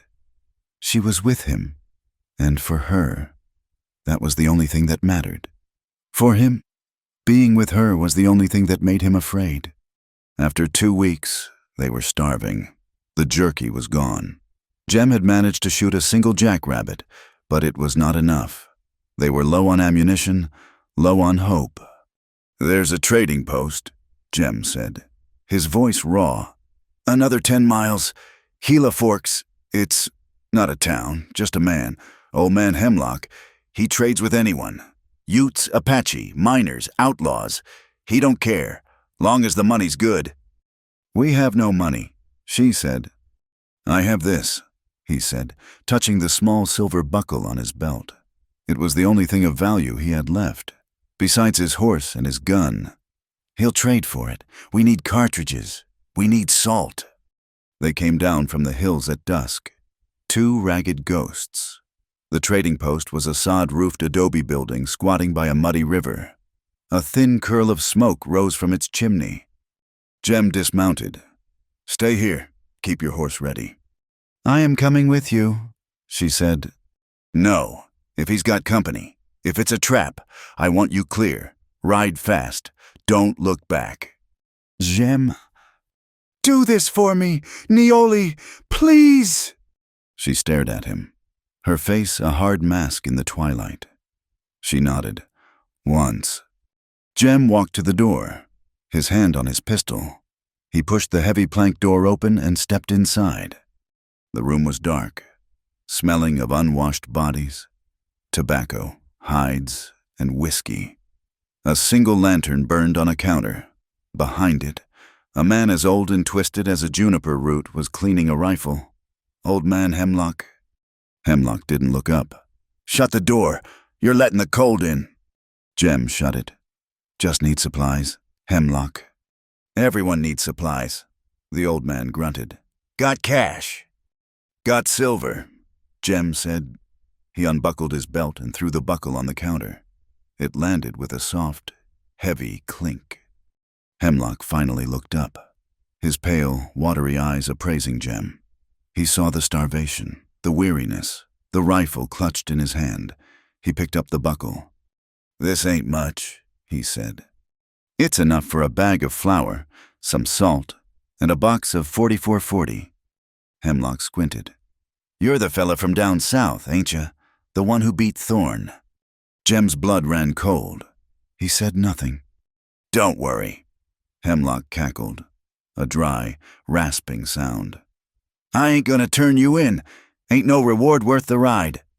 He pushed a small canvas bag across the counter. "Flour, salt's in the tin." He rummaged under the counter. "Cartridges, you said." He pulled out a small, worn box. "Got news for you, son. Worth more than that buckle." "I'm not buying news," Jem said, grabbing the supplies. "This you'll want," the old man said, leaning forward. "Alias Thorne, he's dead." Jem froze. His hand was on the box of cartridges. I beat him. He wasn't—" "Oh, you beat him," Hemlock said, enjoying himself. "Broke his jaw. They said, but you didn't kill him. Not you." A profound, impossible relief washed over Jem. Then someone else did," Hemlock finished, his eyes gleaming. "2 nights after you broke jail, someone slipped into his barn, gutted him, like a fish, left him hanging from a meat hook." Jem felt sick. "Oh, the bounty's gone up," Hemlock said. "Was 500 for you, for the assault and the jailbreak. Now, it's 2,000, dead or alive, for you, and the Apache woman who was with you." "They think we did it?" Jem's voice was a whisper. "They think she did it," Hemlock corrected. "That's how the poster reads. Murder by knife, done in the savage style. They figure you was the muscle. They figure she was the blade." Jem grabbed the supplies, his mind reeling. He threw the buckle. "Keep it!" He backed out of the door, his rifle up, his eyes on the old man. He stepped out into the night and pulled the door shut. Neoli was there, a shadow. "You were too long," she said, her voice tight. "Get on your horse," he said. His voice was dead. He mounted, his body moving on its own. They rode for hours, back into the hills, into the cold, into the dark. They didn't stop until the horses were lathered and trembling. They found shelter in a ruined mission, the roof gone, only the thick adobe walls standing against the sky. Jem slid from his horse. He walked to the center of the ruined chapel and stood there, staring up at the stars, framed by the gaping hole where the roof had been. He realized the truth. They were no longer just fugitives. They were murderers. In the eyes of the law, there was no running from this. There was no Wyoming. There was no place on earth they could go where a $2,000 bounty wouldn't follow. Neoli came and stood beside him. She touched his arm. "Jem, you are shaking." "He's dead," he said, his voice hollow. "Thorn, someone killed him, gutted him. They think we did it. They think you did it." He waited for her to be horrified. He waited for her to cry, to scream, to blame him. She was silent. He turned to look at her. Her face was calm, illuminated by the cold starlight. "Does it matter?" she asked. "Matter?" He laughed, a short, ugly sound. "It matters. We're done. Neoli, it's over. There's no escaping this. A bounty hunter will find us, or the law, or we'll freeze to death. It's over." "No," she said. She stepped closer to him. "It is not over. You are alive. I am alive." "This ain't living. This is hunting, and we're the prey." "I am where I want to be," she said, her voice fierce. "I am with you. Let them say what they want. Let them say I killed him. I do not care. I will be an outlaw, if it means being yours." He grabbed her, his hands rough on her shoulders. The wound, he thought, but he didn't care. He was desperate. "You don't understand. I am trying to save you. I can't. Don't you see? I can't save you. The only way you walk away from this is if you walk away from me. Now." "No," she said. "Go!" he yelled, his voice cracking. He shook her. "Get on your horse and ride. Go to your people. Go anywhere. Find a life. I'm poison. I'm death. Everything I touch." "You promised," she said. He stopped. The word hung in the frozen air between them. "What?" "You promised when I was 10, she said. Her voice broke. The iron was gone. The woman was gone. For a second, he saw the child, the little fox, her face pale, her eyes full of a terror that was not for bounty men, but for him. "Neoli, that was a joke. I told you." "It was a promise," she whispered, and now the tears were coming, hot and fast, freezing on her cheeks. "It was the only promise anyone ever kept. You promised. You would marry me. You would keep me safe. I am here. You cannot send me away."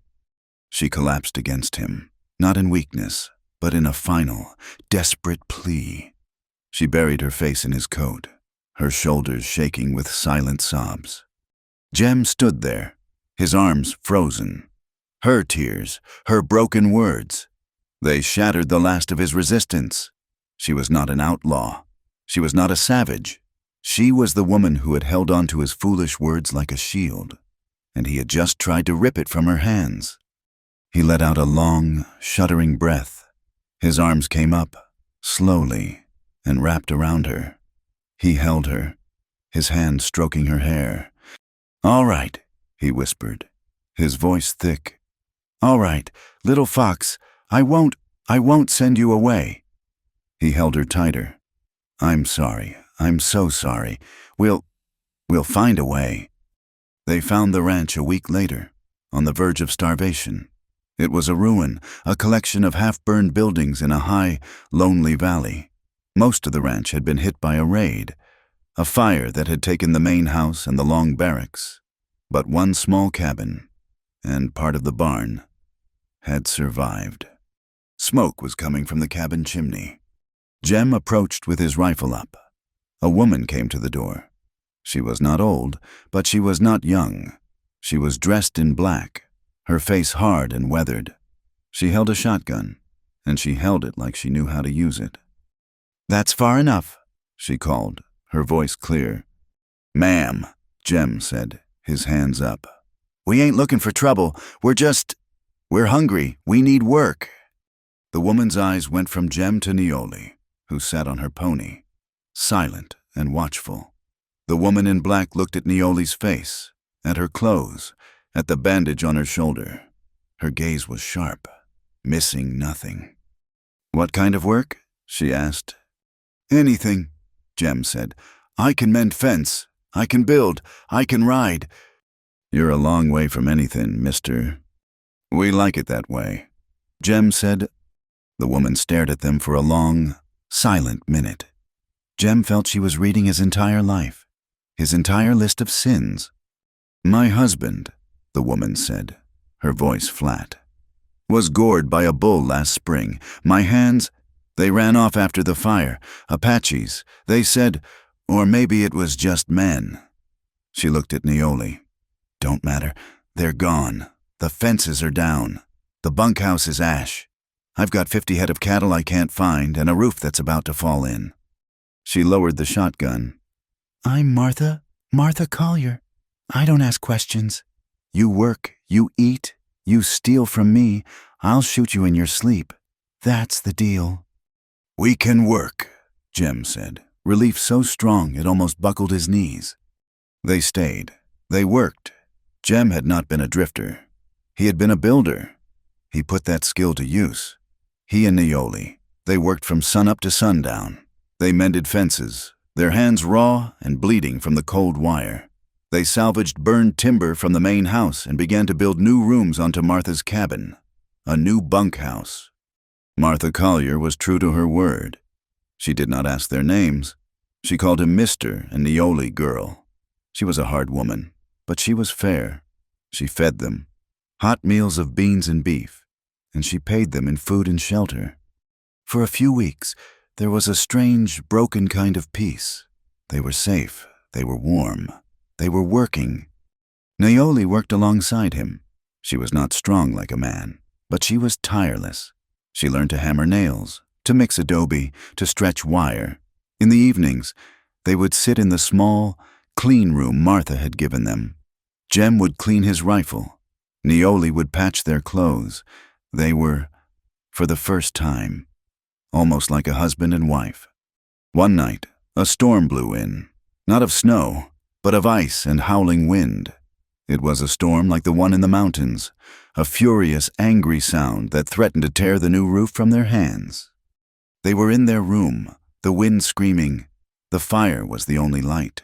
The fear was back, the fear of being found, the fear of loss. Jem looked at Neoli. She was sitting on their cot, watching him. The fear he felt was reflected in her eyes. This peace was temporary. It was a lie, and they both knew it.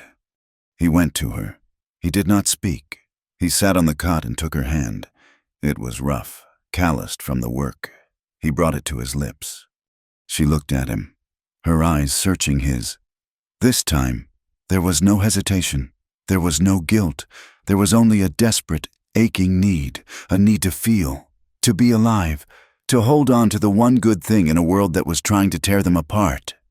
They made love slowly, in the dark, the wind howling around the cabin like a pack of wolves. It was not the hesitant touch of the cabin, or the healing touch of the spring. It was desperate. It was the touch of two people who knew, in their bones, that this might be the last time. It was filled with a sad, terrible emotion, the fear of losing one another, and the hopeless, driving need to be one, just for a night. After, they lay tangled, listening to the storm. "Jem," she whispered. "I'm here." "I am afraid," she admitted, the first time he had ever heard her say it. "I know," he said, holding her tighter. Me too. A week later, Martha found Jem in the barn, mending a harness. Mister, she said, her voice low. She was holding her shotgun. Jem tensed. Ma'am. I rode to the Gila post today, she said, for supplies. Old man Hemlock. He talks a lot. Jem slowly put the harness down. There's a poster, she said, in his store. $2,000. For a man who fits your description. And an Apache woman. Wanted for the murder of Elias Thorne. Jem's heart was a cold stone. Martha, I told you, she said, cutting him off. I don't ask questions, and I ain't asking now. I don't care what you did. You've worked hard for me. You've been decent. We're grateful, he said. Gratitude ain't gonna stop what's comin', she said. Hemlock told me. He told the last 3 men who came through. 2, a U.S. marshal and 2 deputies. They're riding this way. They're asking about a couple. A white man and an Injun girl. She looked at him, her eyes hard, but not unkind. They'll be here by tomorrow. Maybe the day after. I'll tell 'em I ain't seen you, but you can't be here. Thank you, Martha, he said, his voice thick. Go, she said. Now, take the 2 best horses. The ones you've been feeding up. Take the roan and the bay. They're fast. And take this. She pushed a heavy sack into his hands. Food, ammunition, and $20. It's what I owe you. Martha, I can't. You can, and you will, she said. Now get your girl and get gone. And God help you, son, because no one else will. That night, Jem packed their bags. Neoli watched him. He was packing for 2. He was checking both rifles. He was rolling up both blankets. He gave her the bag. Get the horses ready. I'll be right out. Jem? She asked, her voice questioning. Just go, he said, his voice gentle. I gotta get something from the barn. Go! She obeyed. He watched her walk to the barn, a small, trusting figure in the moonlight. He waited until she was inside. He took his own blanket. He took his rifle, and he walked to the tree line, heading east, away from the horses, away from the path north. He was not a fast runner, but he was quiet.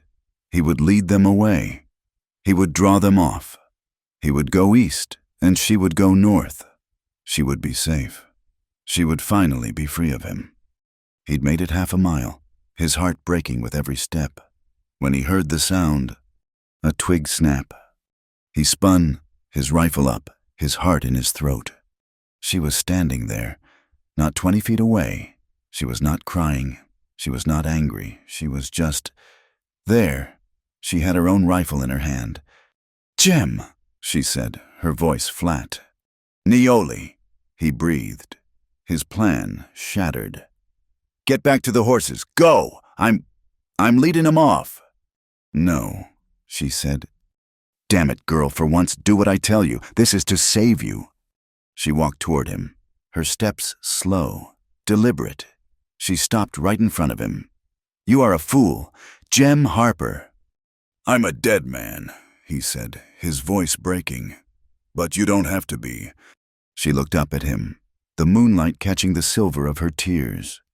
I told you, in the town, I will not hide. I will not run. Not from you. She put her hand on his chest, on his heart. If you run, she said, her voice low and final. I run. If you fight, I fight. And if you die, I die. That is the promise. The one we made. Not the one you made to a child. He looked at her, at the woman who had crossed a desert for him, who had broken him out of jail, who had followed him into death. He saw no fear in her. He saw only a terrifying, absolute, and beautiful loyalty. He put his hand over hers. He had no more arguments. He had no more plans. All right, little fox, he whispered. Together. They were less than 5 miles from the border, a line on a map that meant nothing to the land but everything to the law. The horses Martha had given them were fast. their lungs burning, their sides lathered white. But the men behind them were relentless. It was not a posse. It was a U.S. Marshal, a man with a cold, hard face, and two deputies who rode like they were part of their saddles. They were not bounty men, driven by greed. They were the law, driven by a rigid, unbending sense of duty. They were worse. The land was flat, a desolate, open plain of rock and creosote, offering no cover. The border was a river, still 2 miles distant, a winding, impossible line. They would be shot in the back before they ever reached it. "There!" Jem yelled, his voice torn by the wind. He pointed, not to the river, but to a rise, a dark shape against the gray morning sky. It was a ruin, a burned-out church, the last standing remnant of a town that had died of thirst and Comanche raids 20 years prior. Its stone walls were a fortress. Its collapsed roof was a tomb. It was their only chance. Jem wrenched his horse's head, turning it, forcing the exhausted animal up the low hill. Neoli was beside him. The first shot cracked, the sound thin in the vast air. A bullet whined, a high, angry insect passing between them. They reached the ruin and threw themselves from the horses, slapping their rumps, sending them scattering. A horse was a target. They scrambled through the empty, arched doorway, just as the marshal and his men reached the bottom of the hill. The church was a shell. The roof was gone, open to the sky. Blackened timbers lay in a heap where the altar had been. Stone walls, 3 feet thick, offered cover. Jem ran to a gap in the wall that had once been a window. He laid his rifle on the stone, his hands steady. "Get down," he ordered. "Stay away from the openings." Neoli flattened herself against the back wall, her own rifle ready, her eyes on the doorway. The marshal was smart. He and his men dismounted, disappearing into the rocks and brush 100 yards down the slope. It was a siege. "Jeremiah Harper!" The marshal's voice was deep, and it carried, "You are under arrest by authority of the United States. Come out with your hands in the air. The woman, too. No one else has to die." Jem sighted down his barrel. He saw a flash of blue, a deputy moving from one rock to another. He fired. The shot echoed, the bullet smacking into the rock, sending chips flying. The deputy yelped, "He's not coming out, Marshal!" "So be it," the marshal yelled. Gunfire erupted. It was not a wild battle. It was a calculated, patient execution. The 3 men below were spread out, creating a triangle of fire. Bullets ricocheted from the stone, filling the air with a deadly whine and the smell of pulverized rock. Jem fired back. He was a good shot. He was a soldier. He kept their heads down. He and Neoli, they were a team. She watched the east. He watched the south and west. For an hour, the battle was a stalemate, a deadly trade of lead and patience. But they were trapped, and the men outside knew it. "I'm gonna move to the west wall," Jem whispered, his throat raw from the dust. "See if I can get a better angle on the one in the gully." "Be careful," she said, her voice a low murmur. He nodded.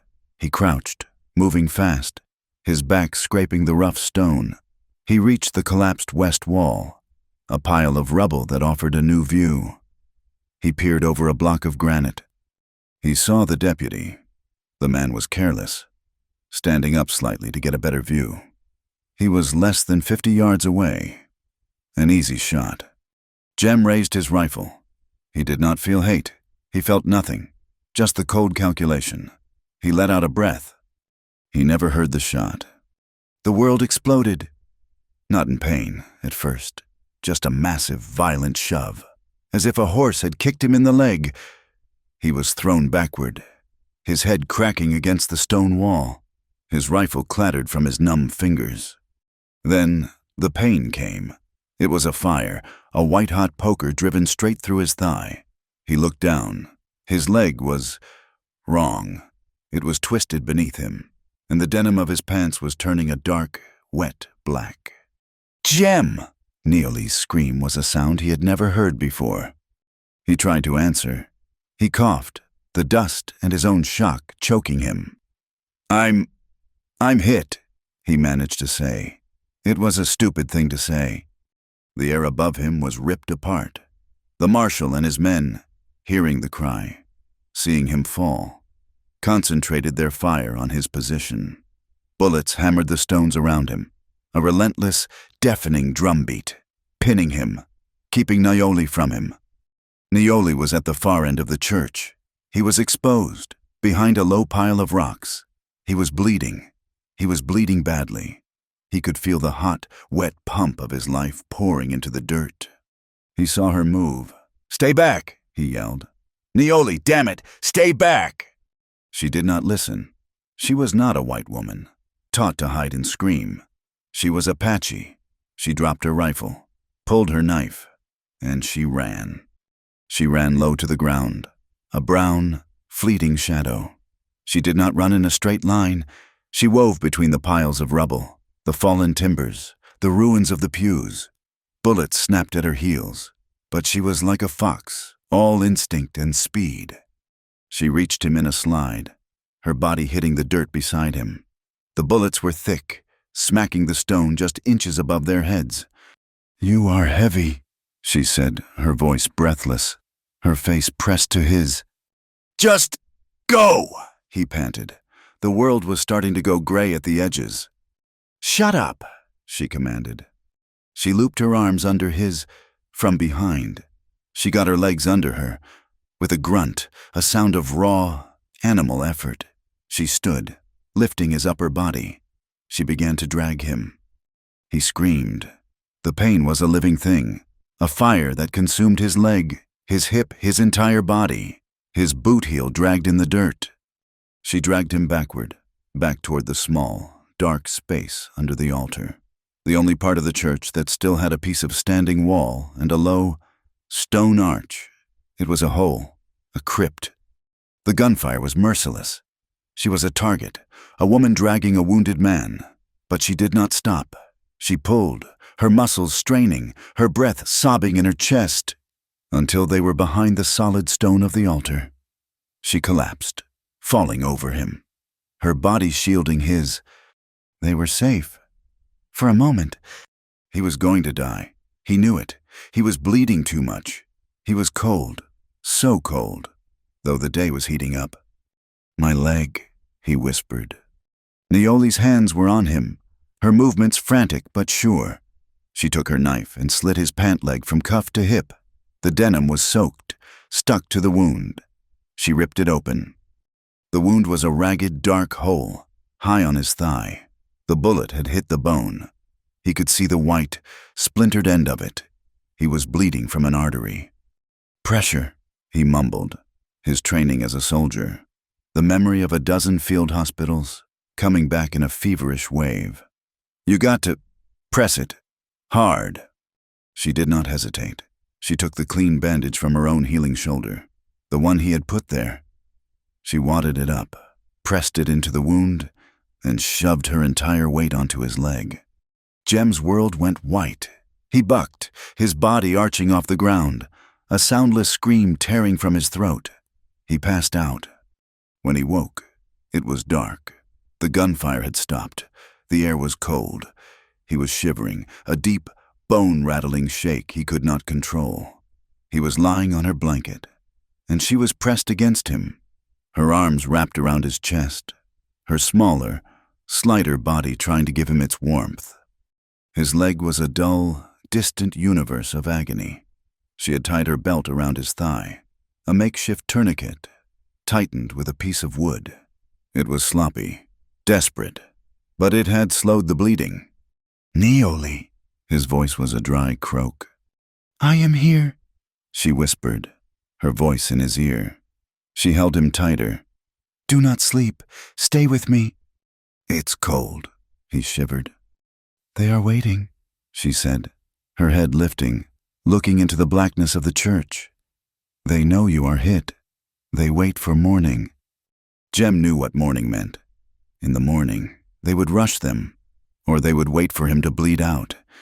He was a dead man. He had dragged her all this way, just to watch him die. "You should you should have run," he whispered. "No," she said. She stroked his face, her hand rough but comforting. "We are here. Now, be quiet. Listen." "Listen to what?" "Listen to my voice," she said. And she began to speak, not in English. She spoke in the low, flowing, soft words of her people. She spoke Apache. He did not understand the words, but he understood the rhythm, the cadence. It was a story. She held his bleeding, broken body in her arms, in the ruins of a white man's church, and she whispered stories to him. She told him, in her own language, about the stars. She said they were the campfires of the ancestors, the ones who had gone before, and they were watching, to guide the lost home.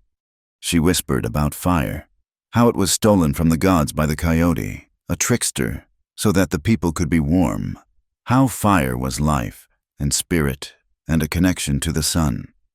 Her voice was a lullaby. It was a prayer. It was the only thing in the world.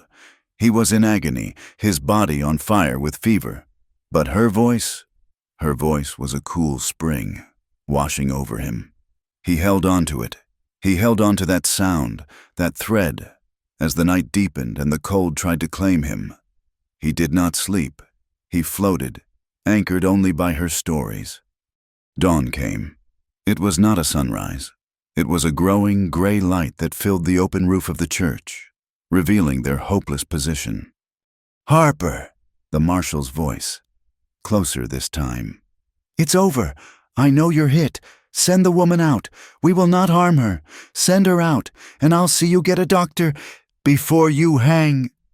Jem tried to move. He couldn't. He was too weak. Neoli laid his rifle in his lap, his hands on the stock. "You tell him, Jem," she whispered. Jem took a breath. It rattled in his chest. "Go to hell," he yelled, the effort costing him. There was a silence, a long, cold silence. Then the marshal spoke again. "Fools! You're fools!" They heard a sound, a scraping, a rattling, and then smoke. A thick, acrid, oily smoke began to curl over the wall. They had set fire to the collapsed timbers, the dry, ancient pews. They had set fire to the church. "Jem," Neoli said, her voice tight. The smoke was grabbing at their throats. They're burning us out." Jem coughed. The heat was already rising. The old, dry wood caught with a whoosh. Flames, bright orange and yellow, licked up the stones. "We have to move," Neoli said, grabbing him. "No," Jem said. He pushed her hand away, his voice suddenly hard. "No, you go, now, out the back wall. It's low, you can make it." "I am not leaving you." "Damn it, girl, for once, do what I say," he roared, coughing. "This is to save you. I'm done. But you're not. Go, please, little fox. Run, live." She looked at him. The smoke was a thick, black cloud. The heat was blistering. He could see the tears tracking through the soot on her face. "No," she said. She picked up her rifle. "If we die, we die, together." She stood, defiant, her back to the fire, her rifle aimed at the door, waiting for them to come. This was it. This was the end. He was going to die in a fire, his leg broken, with the only woman he had ever loved.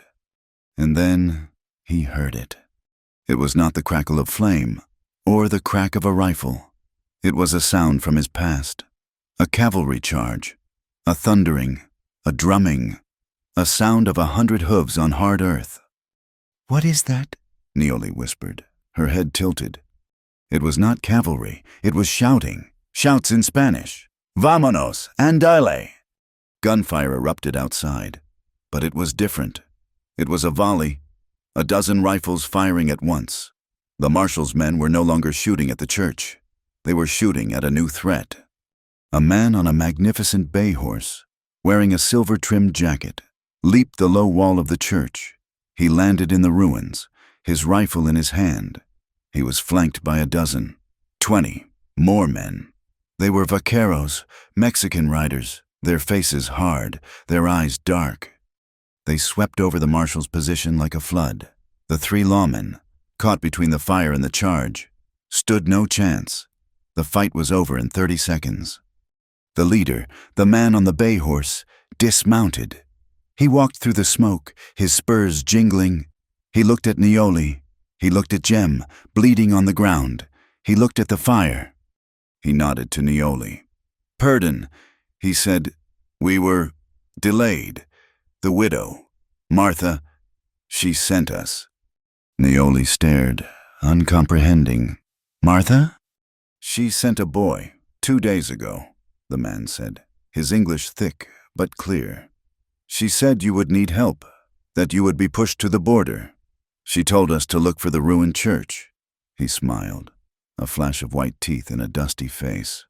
"My patron, he owed your father a debt, a blood debt, from many years ago." Martha Collier knew this. She called the debt. He sheathed his rifle. "The fire is hot. Let us get you out of this oven." They were saved, but barely. Jem was unconscious before they even got him on a horse. Months passed. The sun was different here. It was the same sun, but it burned with a softer, golden light. They were across the border, in a high, green valley in Sonora. The adobe cabin was small, but the walls were thick and cool. A creek ran nearby. Jem walked with a cane. He would always walk with a cane. The bone in his leg had healed, but it had healed badly. A thick, gnarled knot. He had a limp that would never leave him. He sat on the porch, carving a piece of wood, watching Neoli. She was feeding chickens. She wore a simple cotton dress, her hair tied back. She was no longer a hunted, haunted shadow. She was peaceful. She looked up, saw him watching, and smiled. That evening, they sat on the porch together. As they did every evening, they watched the sunset. It was not an angry, blood-red sunset, like in the territories. It was a blaze of orange and gold and deep, soft purple. She had been sewing. She was always working on something. "I am finished," she said, her voice quiet. "With what?" he asked, not looking up from his whittling. She held them up, a pair of moccasins, made of soft, white deerskin. The beadwork was simple, a small, blue star. They were tiny, so small, they fit in the palm of her hand. Jem's hand stopped. The piece of wood fell from his lap. He stared. He looked at her face, at her body. The loose dress. He hadn't seen. He had been too busy healing, too busy with his own pain. She was pregnant. She smiled at him. That small, slow sunrise of a smile. The one he had seen only twice before in his life. The one he had tried to earn with a foolish joke 10 years ago. "So you don't forget," she teased, her voice soft. "You're my husband now." He reached out, his hand trembling. Not the hand of a soldier or a cowboy, but just a man. He touched the tiny moccasin. He looked at her.